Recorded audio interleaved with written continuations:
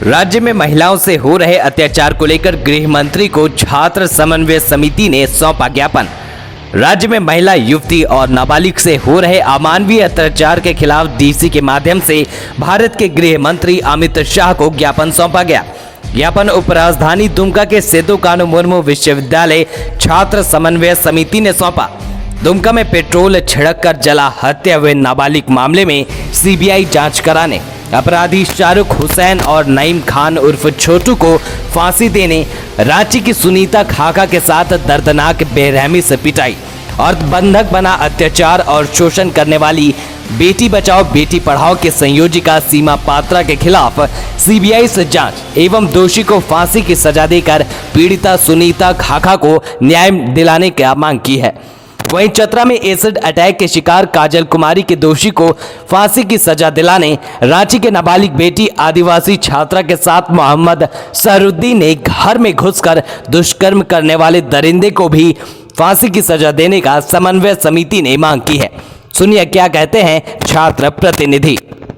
आज हम लोगों ने उपायुक्त के माध्यम से हमारे भारत के गृह मंत्री को हम लोग एक ज्ञापन सौंपने जा रहे हैं और प्रतिलिपि में हमारे राज्य के माननीय राज्यपाल एवं राज्य के मुख्यमंत्री श्री हेमंत सोरेन एवं गृह सचिव को हम लोग एक ज्ञापन देने जा रहे हैं। जो वर्तमान में हमारे दुमका में जो घटना घटी अंकिता कुमारी के साथ और इस तरह आपका अनीता खाका के साथ जिस तरह से रांची में घटना घटी, आपका सुनीता खाका, इसके बाद आपका और जो एसिड जिसमें फेंका गया आपका काजल कुमारी के ऊपर, और एक जो आदिवासी लड़की है उनके ऊपर भी वो जो बलात्कार किया गया है, ये सब को लेकर के हम लोग आज उपायुक्त के माध्यम से गृह मंत्री को ज्ञापन सौंपने आए हैं। ये बहुत ही दुर्भाग्यपूर्ण है जो आज हमारे प्रदेशों में जिस तरह से लगातार छात्र के ऊपर अत्याचार होती जा रहे हैं और उस पर सरकार पूरा संज्ञान नहीं लेने के कारण आज हम लोगों ने उपायुक्त के माध्यम से केंद्र और राज्य सरकार को हम लोग आगाह कर रहे हैं। इसको यथाशीघ्र इन लोगों के ऊपर जिस तरह से वहाँ पे आपका सुनीता खाका के ऊपर जिस तरह वो लेडीज़ ने जिस तरह से उसके साथ बर्बरता के साथ उनको कई सालों तक घर में कैद करके रखा, उनको मूत्र साफ करवाया गया, कई तरह के उसके साथ खिलवाड़ किया गया, लेकिन उसको खाली जेल ले जाना ये उसका सोल्यूशन नहीं। उन लोगों को जितने भी दरिंदे लोग हैं उन लोगों को यथाशीघ्र सरकार फांसी का सजा दे, अन्यथा हमें छात्र समन्वय समिति पूरे प्रदेश में आंदोलन के लिए बात जिस धरती में है यहाँ पे जिस अंकिता सिंह के साथ जो एक निंदनीय घटना है जिसको हम निंदा करते हैं, हम सभी छात्र उसको निंदा करते हैं, क्योंकि ये एक दरिंदी का ही काम हो सकता है। और हम लोग ये चीज़ को समझ लें कि किसी अपराधी का जाति या धर्म नहीं होता है।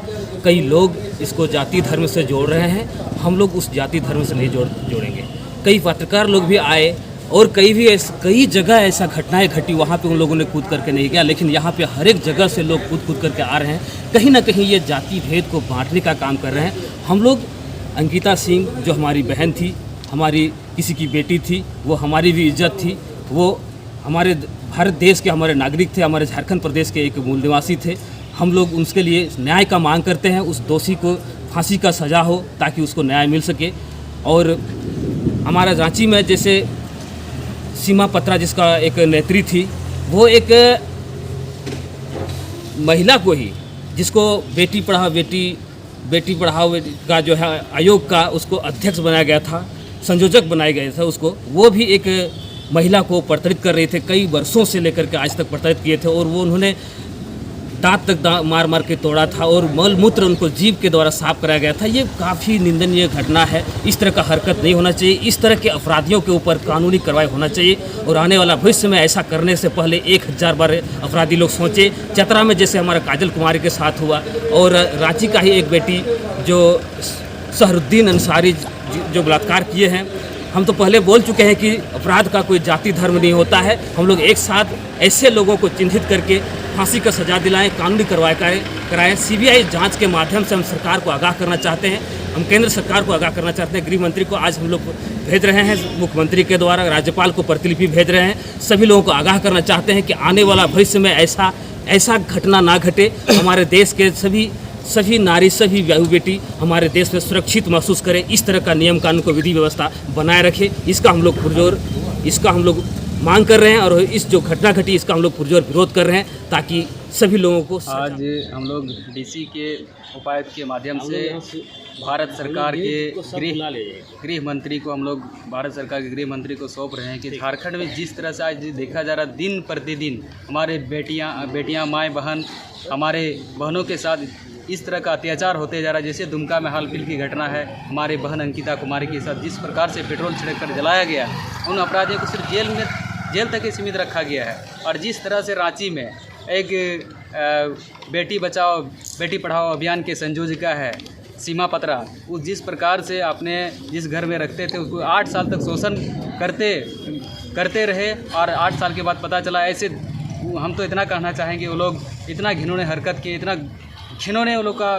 दरिंदाएँ काम किए हैं। आज जिस प्रकार से चतरा में एसिड फेंका गया और एक हाल फिल का न्यूज़ ही है रांची में जिस प्रकार से एक आदिवासी बहन के साथ, वो भी एक नाबालिग बहन के साथ दुष्कर्म का अंजाम दिया है। हम यही हमारे भारत के गृह मंत्री से रिक्वेस्ट करेंगे कि ऐसा आदमियों को वो जिस तरह जांच कराकर ऐसा आदमियों को इस हमारे देश में रहने का कोई उचित जगह नहीं है। उन लोगों को फांसी का सज़ा दिया जाए, इसका हम मांग करते हैं। क्या नाम है आपका? राजेंद्र मुर्मू।